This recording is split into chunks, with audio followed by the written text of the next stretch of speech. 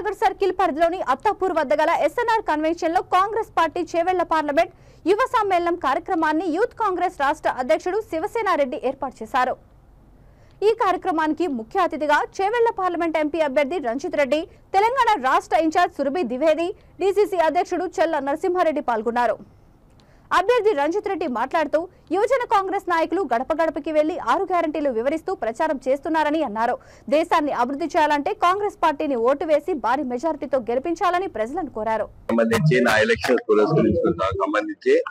Youth Congress meeting ఇక్కడ అత్తాపూర్లో జరిగింది.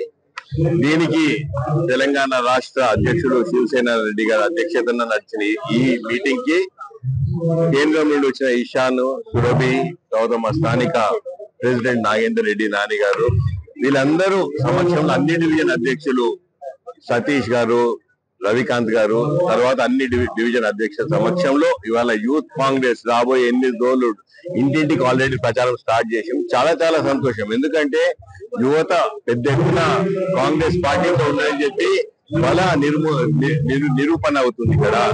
ఎందుకంటే బలం చూపెట్టినప్పుడు ఏమవుతుంది, బీజేపీ అనవసరంగా ఒక తప్పుడు ప్రచారం చేస్తుంది. యువత మా వైపు ఉంది అని చెప్పి ఇవాళ ఈ స్ట్రెంత్ ఏందో, కాంగ్రెస్ పార్టీ బలం ఏందో చూపెడుతున్నాయి.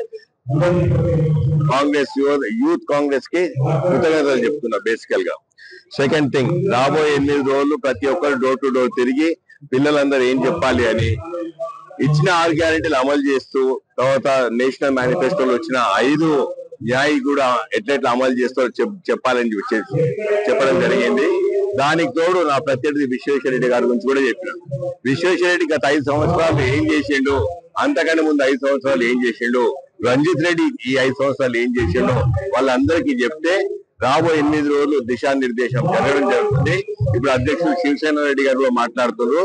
తమ్ముడు ఉన్నారు.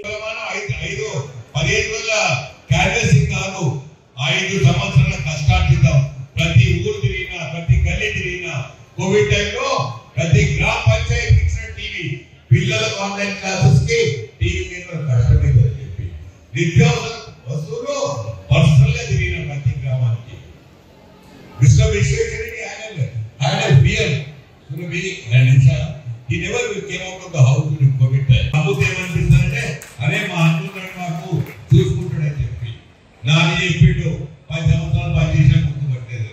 మరి ఎందుకు పని చేయించుకోవాలి? ఎలక్షన్ లాగా దండాలు పెడతారు. క్రికెట్ మ్యాచ్ నడుస్తా ఉంది, ఐపీఎల్ మ్యాచ్ ఏం చేస్తే రాత్రి మస్తు పడుకుంటాడు.